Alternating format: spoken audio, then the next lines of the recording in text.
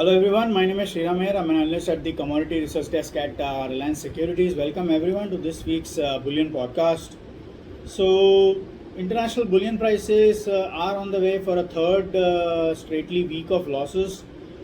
Prices initially recovered from previous week's lows as uncertainty sparked by the Omicron variant and a dip in US Treasury yields last week boosted the safe haven appeal of the metals.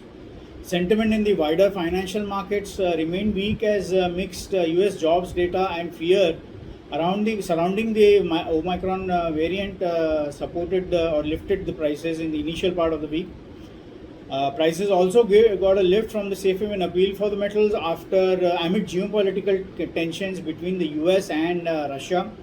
After Biden warned Russia of strong economic and other measures if Moscow starts a military conflict with Ukraine. However, after a brief recovery, markets gave up all its gains and as I mentioned earlier, is on the way for a third straight week of losses. On prospect of faster ending of pandemic era asset purchases by the US Federal Reserve. Additionally, we saw that the labor market data was slightly better than expected. Initial jobless claims for the state and unemployment benefits tumbled about 43,000 to a seasonally adjusted 184 for the week ending December 4th, and this data is actually the lowest level since September 1969, suggesting that the labor market is definitely getting better and better. So this also weighed on the sentiments and pulled the markets lower. However, investors kept to the sideline ahead of that US inflation data tonight. Looking ahead, the US dollar could continue its rise against the basket of currencies, supported by the increased restrictions in the many parts of the world, especially in Europe, to contain the spread of the new variant Omicron, and which cooled investors' appetite for riskier currencies and moved investors toward the safe haven appeal of the dollar. This could move the gold and silver prices lower. However, the main driver of markets will be the US CPI inflation, which is due tonight.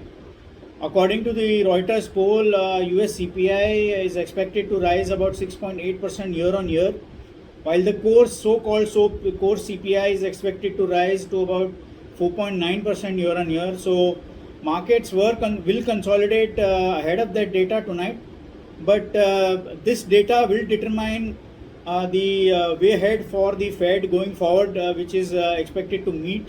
In fact, other central banks are also expected to meet next week, along with ECB, Bank of Japan, and the Bank of England. All are expected to meet next week, and everybody's eyes will be on this statement and the language going forward from all the central banks. But the main driver will be the Fed, who is clearly mentioning in their previous meeting that there could be a timeline provided by the Federal Reserve going forward on the interest rate side. So I think these markets are slowly factoring that in, but we have to wait and watch how the data pans out today.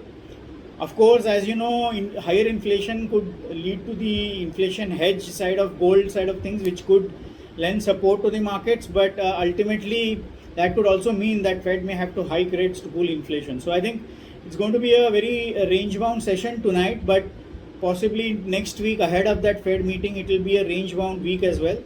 So after the data, it could consolidate again. If the data remains positive, then I think downside will be limited. But ahead of that data, I think ahead of the Fed meeting, upside will also be capped. And to reiterate, the language will be very important going forward. So there is a fear that if the Fed may remain dovish because the Omicron variant is gathering steam, which could prompt Fed to remain dovish going forward, which will support the bullion side of things. But of course, that will put back fear in the market that the Fed may not take action till the Omicron variant completely withdraws from the overall situation.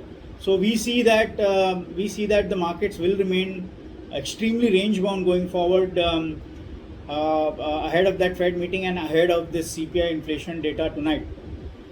On the charts, we feel that 1765 to 1750 will be the support zone for the market ahead of that data.